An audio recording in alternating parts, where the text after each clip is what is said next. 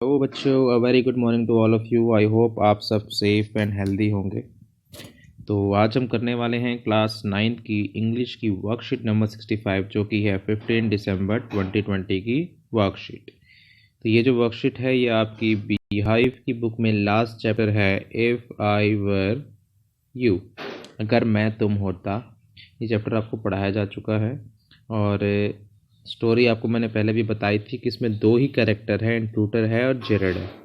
ठीक है, ये दो कैरेक्टर है इसके अंदर। तो उसी में से छोटा सा एक्सट्रैक्ट यहाँ दिया हुआ है और नीचे कुछ क्वेश्चंस इस लेसन से रिलेटेड दिए हुए हैं। वेरी इंपॉर्टेंट वीडियो होने वाली है क्योंकि पेपर का पैटर्न आपका सेम वर्कशीट जैसा ही हो गया है। ये वर्कशीट आपके पेपर के न्यू पैटर्न पे ही आ रही हैं क्योंकि आपको पता होना चाहिए एमसीक्यू आपके बढ़ गए हैं। अब एमसीक्यू की जो परसेंटेज है वो आपके पेपर में बढ़ा दिया गया है। एमसीक्यू बोले तो मल्टीपल चॉइस क्वेश्चन, जिसमें टिक लगाने वाला होता है या फिर वन लाइनर होता है या फिर 4 ऑप्शन दिए होते हैं, एक आंसर होता है। ठीक है, उस टाइप के क्वेश्चंस की संख्या बढ़ गई है। तो वीडियो आप पूरा देखो, बहुत इंपॉर्टेंट है सारी की सारी वर्कशीट आपकी। तो चलिए पढ़ते हैं इसको। Intruder, what is this?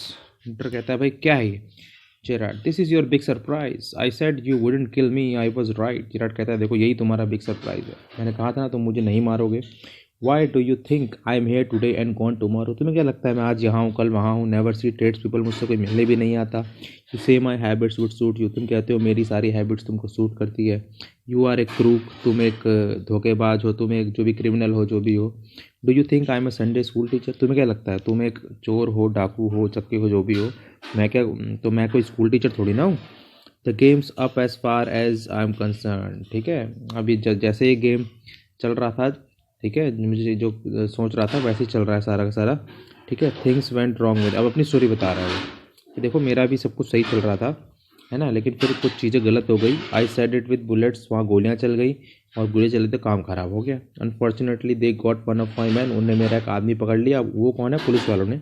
And found things the fool should have burn tonight, और उनको कुछ सबूत मिल गए।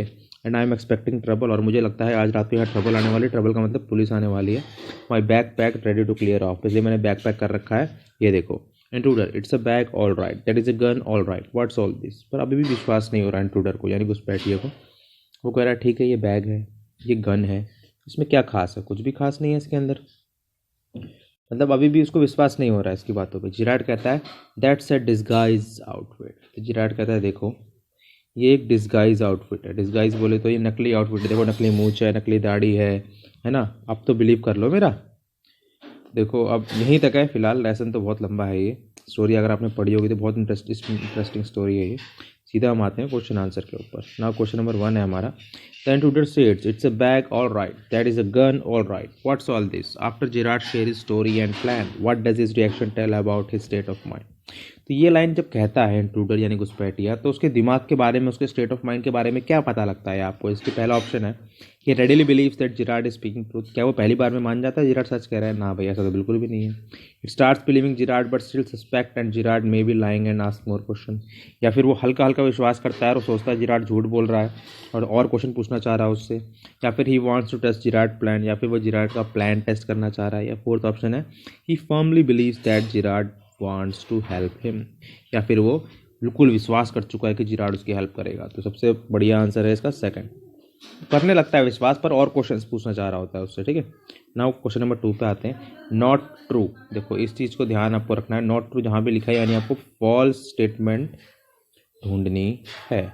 ठीक है, choose the option that list the set of statement that are not true according to given extract. ऊपर दिए हुए एक्सट्रैक्ट के हिसाब से कौन सी स्टेटमेंट फॉल्स है? The intruder was a crook, तो बिल्कुल ट्रू है, यानी ये हमारा आंसर नहीं है। फिर 2 वाले पे देखते हैं हम।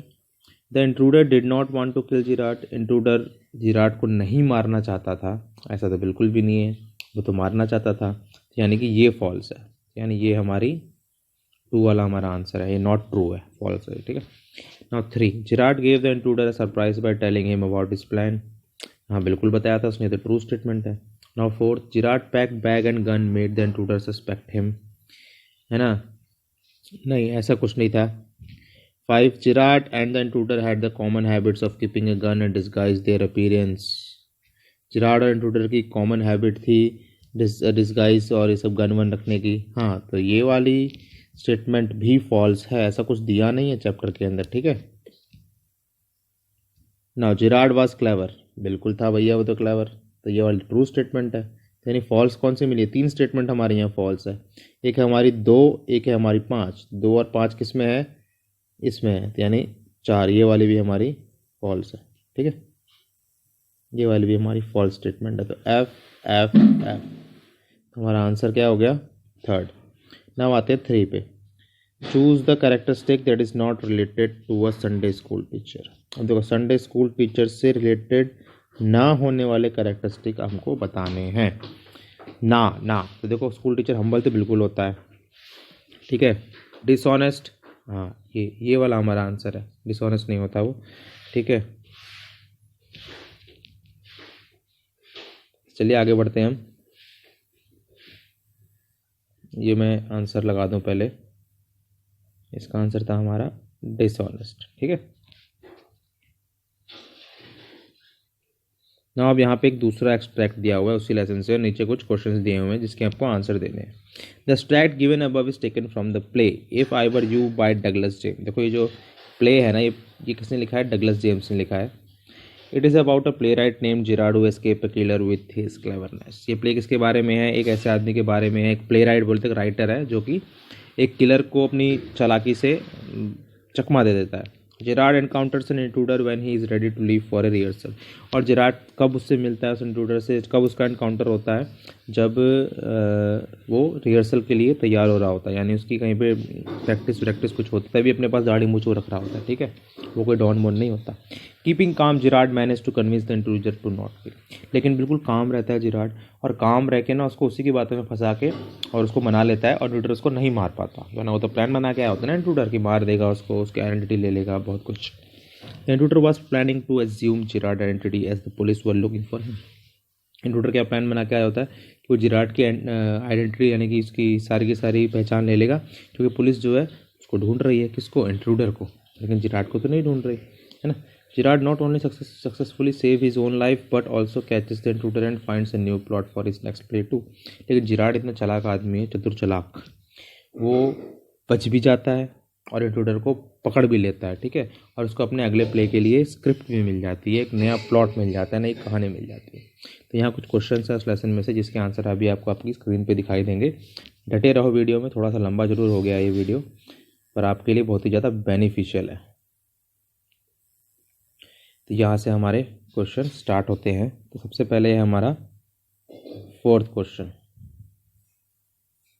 तो पहला क्वेश्चन है हमारा 4th, what was Gerard profession, how can you से सो। जिराड का प्रोफेशन क्या था और ये कैसे कह सकते हैं आप? तो जिराड क्या था? वो एक राइटर था, प्रोड्यूसर था, डायरेक्टर था, और वो प्रॉप्स यानी कि नकली दाढ़ी मूंछ की सप्लाई करता था, ठीक है, थिएटर में या एजेंसीज में। Now 5, what did the intruder break into Gerrard house. Intruder Gerrard के हाउस में क्यों आया था? तो वो आया था उसकी आइडेंटिटी चुराने के लिए, ठीक है, क्योंकि जिराड बिल्कुल अकेला रहता था, कोई से मिलने नहीं आता था, जहाँ वो रहता था वो भी बहुत ही सूटेबल जगह थी एक चोर के रहने के लिए। Now how did Gerrard behave on seeing an intruder with a gun in his cottage. जब जिराड ने गन के साथ उस इंट्रूडर को देखा तो कैसे बिहेव किया उसने? तो भाई कैसे बिहेव किया? बिल्कुल कूल और काम था वो तो उसको बातों में ही फंसा के उसी के प्लान में उसको फंसा दिया है ना। तो आंसर आपके सामने, आराम से पॉज करके आप नोट डाउन कर सकते हो। नाउ क्वेश्चन नंबर 7 जो है हमारा, क्वेश्चन नंबर 7 है हमारा, I want to know a few things. देखो, see what information did intruder want from Girard. देखो, जो इंट्रूडर होता है वो जिराड को गन पॉइंट पे कहता है ना कि मुझे तुमसे कुछ चीज़ें, कुछ बातें जाननी है। तो क्या बातें जानना चाह रहा था? देखो, लेसन के अंदर सब आपको समझा रखा है, ये आंसर लिखा हुआ है, आराम से आप इसको पढ़ सकते हो, समझ सकते हो और लिख सकते हो। Now 8, why did the intruder choose Gerrard as the man whose identity he wanted to take. तो इंट्रूडर ने जिराड को ही क्यों चुना? और भी लोगों को चुन सकता था वो, तो क्या रीज़न था इसका? क्योंकि जिराड उसके प्रोफाइल से बिल्कुल मैच कर रहा था, कोई से मिलने नहीं आता, अकेला रहता है ना, उसी की जैसी हाइट है, उसी के जैसा वेट है ना, तो आराम से बन के रह सकता था वो उसके साथ, है ना, उसको मार के उसकी जगह से घर में रह सकता था वो। Now question number 9, compare the character of intruder and Gerard. अब क्वेश्चन नंबर 9 में क्या कर रहा है आपको इंट्रूडर और जिराड का कैरेक्टर को कंपेयर करना है कि जिराड कैसा था, इंट्रूडर कैसा था। तो सारा का सारा यहाँ कंपेरिजन कर रखा है, आप इसे नोट डाउन कर सकते हो आराम से पॉज करके। नाउ क्वेश्चन नंबर 10, लास्ट हमारा क्वेश्चन है, why was Gerrard packing a bag at the beginning of play, how did it help him to outwit the intruder. Play की शुरुआत में हमने पढ़ा था कि जेरार्ड जो है वो एक बैकपैक कर रहा होता है, तो वो क्या क्यों कर रहा होता है ऐसा, और कैसे वो इंट्रूडर को आउटविट कर देता है, आउटविट बोले तो कैसे बेवकूफ़ बना देता है। तो आंसर पूरा का पूरा यहाँ लिखा हुआ है, एक तरीके से पूरी स्टोरी का निचोड़ ही है ये। तो आराम से इसे आप पॉज करके नोट डाउन कर सकते हैं, ठीक है। आराम से वीडियो को पॉज करिए और इसको नोट डाउन करिए। So that's all for today and have a nice day. चलिए लास्ट में लगा देते हैं इसको इधर।